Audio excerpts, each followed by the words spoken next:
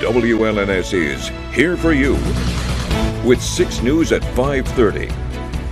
Good Wednesday evening and thanks for joining us. I'm Siobhan Klepfer. Let's start the clock on our first 6 minutes of news, and we begin tonight with charges filed against 3 18-year-olds accused of killing an Oakland County Sheriff's deputy. Our ABC affiliate in Detroit reports police say Deputy Bradley Reckling was working undercover back in June and following a stolen vehicle when one of the suspects got out and started shooting.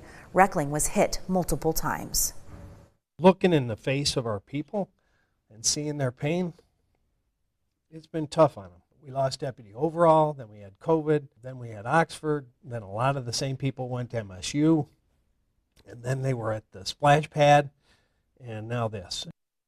Ramon DeBose of Detroit is a suspect and is accused of being the one who shot the deputy. Kareem Moore and Marquise Goins, also of Detroit, are accused of helping the shooter get away and aiding him after the killing.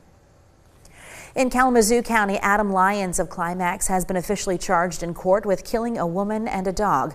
Police say Lyons called 911 on Saturday night to say he killed someone and was going to kill himself, and he wanted someone to know.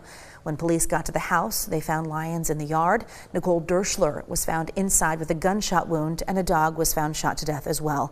Police arrested Lyons and say they found multiple guns in the home. State officials announced today charges are being filed against someone who they say is a non-U.S. citizen who illegally registered to vote and cast a ballot in the 2024 general election.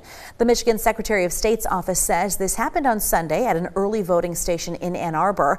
Very few details have officially been released. The case is being investigated by the Washtenaw County prosecutor, and State Attorney General Dana Nessel says a separate independent investigation is going to be done. Lying on a registration form is a felony here in Michigan.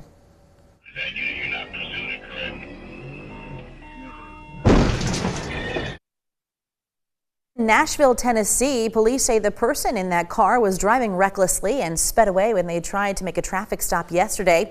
As you can see, the man eventually started doing donuts around the police car until he crashed into it and then drove off. Police eventually found and arrested the 22-year-old suspect. And in Florida, 18-year-old Caleb Williams is in jail tonight, accused of going to a polling place and waving a machete while harassing Democratic Party supporters. Police say Williams and 7 other young men went to a polling place yesterday for the purpose of intimidating people in the opposing political party. He's also being charged with assaulting a senior citizen. In a Texas courtroom today, a group of major news organizations, including CBS and ABC, asked a judge to order the release of state records of the police response to the school shooting in Uvalde. A judge previously ordered the state police agency to release its records. The state and Uvalde district attorney objected, arguing their release could jeopardize law enforcement investigations. An attorney for the media organization says blocking the records is an attempt to hide what they call the greatest law enforcement failure in state history. A gunman stormed Robb Elementary School in 2022, killing 19 fourth-grade students and 2 teachers. More than 370 responding officers from multiple local, state, and federal agencies waited more than an hour to confront and kill the gunman. In California, 2 hikers are recovering tonight after needing to be airlifted out of a ravine on Sunday. Officials say the pair ran out of water while hiking and tried to take a trail shortcut where they slipped and fell about 25 feet. One hiker is hospitalized. The other had minor injuries. Well, this is the moment 2 fans earned themselves an ejection from Game 4 of the World Series in New York when Los Angeles Dodgers right fielder Mookie Betts caught a pop-up yesterday. The Yankees fans in the stands grabbed his glove and pried the ball out of it. The batter was called out for fan interference, and the offending fans were kicked out of the game. All right, looking now to international headlines. Spain is currently experiencing what experts say is the worst flash flooding in 3 decades. Torrential rains are battering cities in the eastern part of the country, leaving roads and communities underwater. One town was hit with a year's worth of rain in just 8 hours. Officials say at least 72 people have died, and search and rescue crews are still working to find survivors and victims as rescuers use helicopters to lift people trapped in their homes. Spain has seen similar fall storms in recent years, but nothing compared to the devastation over the last 2 days.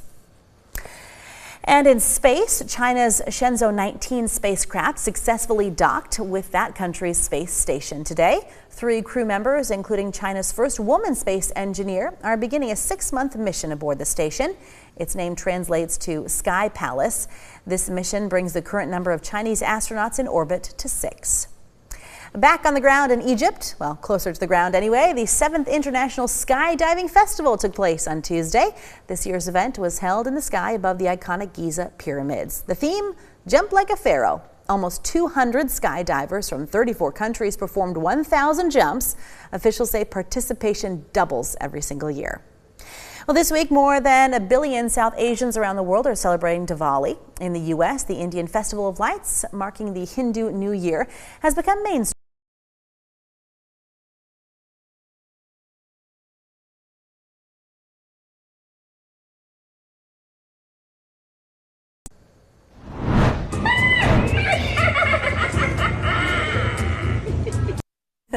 Well, these unimpressed horses are also police horses, and they're being trained in Colorado for Halloween. By putting the horses face to face with decorations that move, light up, and make noise, it helps them not to be startled when they're out in the field around similar sights and sounds. And they also practiced walking through smoke in the dark.